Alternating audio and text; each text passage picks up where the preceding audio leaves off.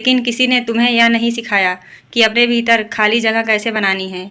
एक ज्ञान होता है जो मन को भर देता है जानकारी से, नियमों से, डर से, कर्तव्यों से।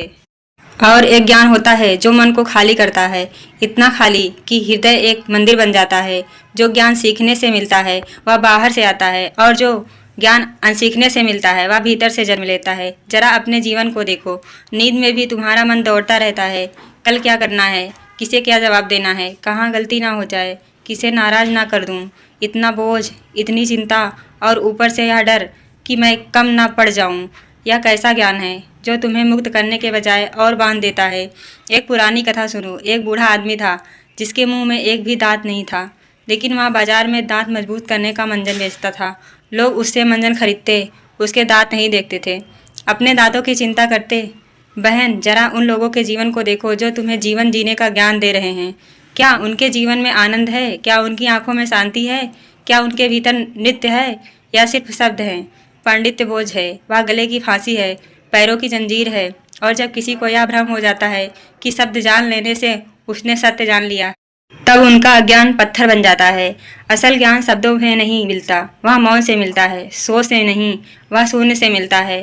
औरत के जीवन में यह और भी कठिन है, क्योंकि तुम्हें सिखाया गया खाली मत रहो, कुछ ना कुछ करती रहो, कुछ ना कुछ साबित करती रहो। लेकिन क्या तुमने कभी खुद से पूछा, जो मैं मानती हूँ क्या वह सचमुच मेरा है, या किसी और ने मेरे भीतर रख दिया है? औरत को हमेशा सहना चाहिए। यह वाक्य तुम्हारा है, यह सौंप दिया गया है। अच्छी स्त्री वही है जो चुप रहती है।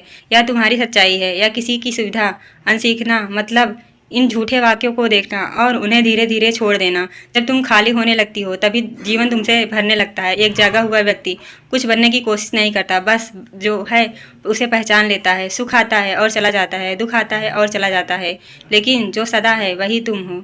तुम वह नहीं हो जो बदलता है, तुम वह हो जो सब बदलते हुए देखते हैं।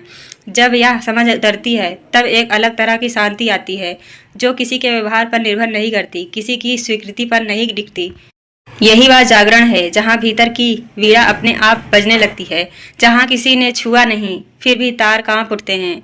सच्चा गुरु तुम्हें कुछ देता नहीं, वह तुम्हारे भीतर से झूठ छीन लेता है। वह तुम्हें बताना नहीं, वह तुम्हें मिटाता है। और जब तुम मिट जाती हो तभी सच प्रकट होता है। यह यात्रा करने की नहीं है, यह हटने की है, यह जोड़ने की नहीं, यह छोड़ने की है। आज बस इतना करो, थोड़ी देर सबको खुश रखने से रुक जाओ, थोड़ी देर मजबूत दिखने से रुक जाओ, थोड़ी देर अपने ऊपर अत्याचार करना बंद कर दो। चुप बैठो, अपने भीतर देखो और पूछो, मैं कौन हूँ जो इन सब के पीछे अब भी बची हुई हैं।